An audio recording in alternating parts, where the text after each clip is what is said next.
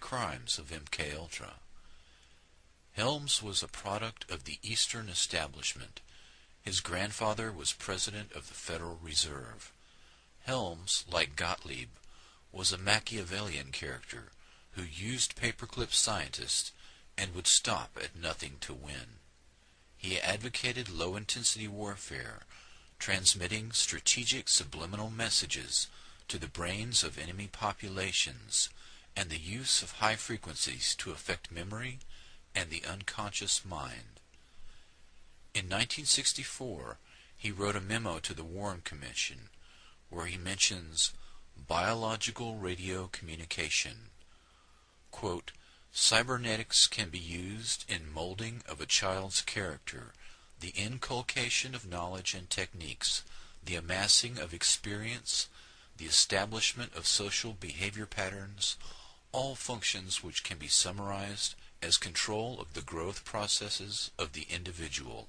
In 1953, MKUltra relied on LSD, but by the 1960s the emphasis had changed to biological radio communication. MKUltra had 149 sub-projects that encompassed nearly every aspect of human behavior and social science. In the 1977 Senate hearings, former CIA Director Admiral Stansfield Turner stated that the program took place at 80 institutions, including 44 universities, 15 private companies, 12 hospitals, and 3 prisons. MKUltra Subproject 119 was the foundation of all non-lethal weapons programs currently active and included a summary of 5 areas, one of which is entitled Techniques of Activation of the Human Organism by Remote Electronic Means. This memo was dated August 17, 1960, and when viewed with other evidence that was not destroyed, shows significant interest in radio frequency weapons and direct control of human behavior at a distance. By 1960, the CIA dropped emphasis on the use of LSD in favor of electronic influence. This aspect of the research is where the greatest modern emphasis has been, rather than chemical or biological agents, both of which violate existing treaties and leave physical traces. Dr. Stephen Aldrich took control of the Office of Research and Development in 1962 from Dr. Sidney Gottlieb. Aldrich started Operation Often, an investigation into the occult with the help of Houston sorceress Sybil Leek. CIA behaviorists carefully studied every aspect of the occult underground. The Scientific Engineering Institute, SEI, was a CIA cutout that had been set up in 1956 to study radar. In 1962, SEI set up a lab to study the effects of electrodes deep in the brain. In 1972, SEI also sponsored a course at the University of South Carolina in rituals of demonology and voodoo.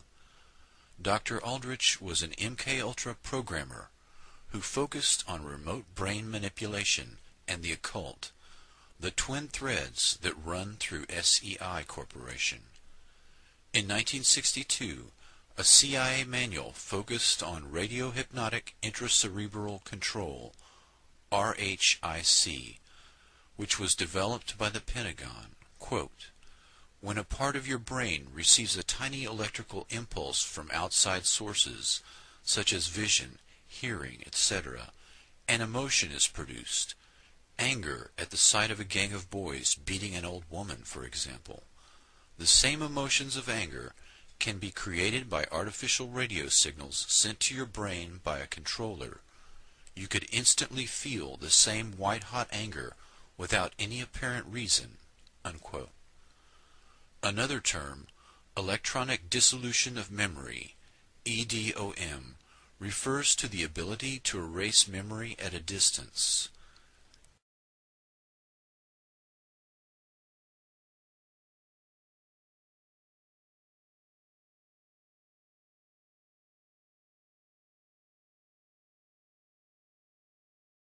Project Pandora. In 1953, the Russians began to bombard the U.S. Embassy in Moscow with electromagnetic radiation in the microwave spectrum, but the fact was kept secret from the embassy employees. U.S. Ambassador Stossel contracted a blood disease, bleeding eyes, nausea, and eventually lymphoma. He and other employees eventually died as a result of the microwave attacks. Dr. Henry Kissinger sent a secret memo giving hazard pay to embassy personnel in the 1970s. Before the attacks, the USSR had met with the U.S. to try to head off an arms race in electromagnetic weapons, but were refused. In retaliation, they began microwaving the U.S. Embassy. It is possible that the U.S. government took advantage of the situation and used the embassy staff as microwave guinea pigs. The Department of Defense's Advanced Research Projects Agency, ARPA, set up a lab at Walter Reed Army Institute of Research and participated in Project Pandora. Scientists began zapping monkeys to study the biological effects of highly concentrated microwave frequencies. Similar studies were conducted at the VA hospital in Kansas City, University of Rochester, Brooks Air Force Base, Johns Hopkins, MIT, the MITRE Corporation, University of Pennsylvania, and other domestic and foreign labs. In one study, Dr. Jose Delgado experimented on 4 human subjects using radio waves, reporting they experienced different emotions, sensations, and colored visions. Delgado stated that these weapons were, quote, more dangerous than atomic destruction. With knowledge of the brain, he said, we may transform, we may shape, direct, roboticize man. I think the great danger of the future is that we will have roboticized human beings who are not aware that they have been roboticized, unquote. Dr. Delgado was in fact responsible for the development of a brain transponder that was used to roboticize human subjects. In the councils of government, we must guard against the acquisition of unwarranted influence, whether sought or unsought, by the military-industrial complex. The potential for the disastrous rise of misplaced power exists and will persist. 5, 4, 3, 2, 1.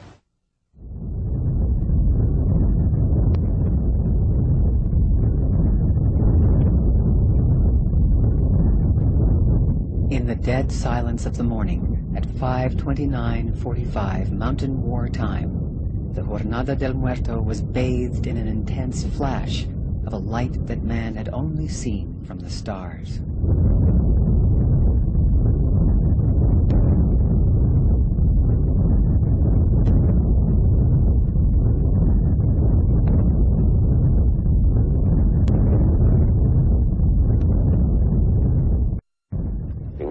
Would not be the same. Few people laughed. Few people cried.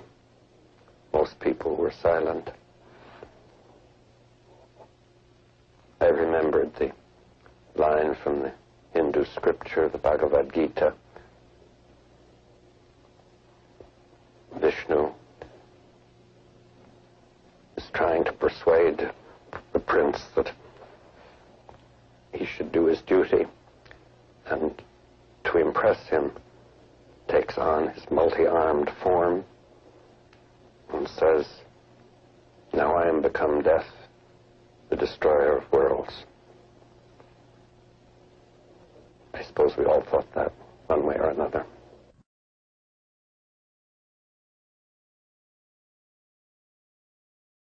The women peace campers at Grenham Common, England, claimed that they were attacked by U.S. electromagnetic weapons from within the U.S. Air Base. Scientists from Electronics Today measured some form of electromagnetic wave that was responsible for the illnesses they suffered. A team of doctors from the Medical Campaign Against Nuclear Weapons compiled a report on the condition of the affected women. The women first noticed a pattern of illness emerging in 1984. Women at different points around the camp appeared to experience similar symptoms at the same time, even though they were not in contact with one another.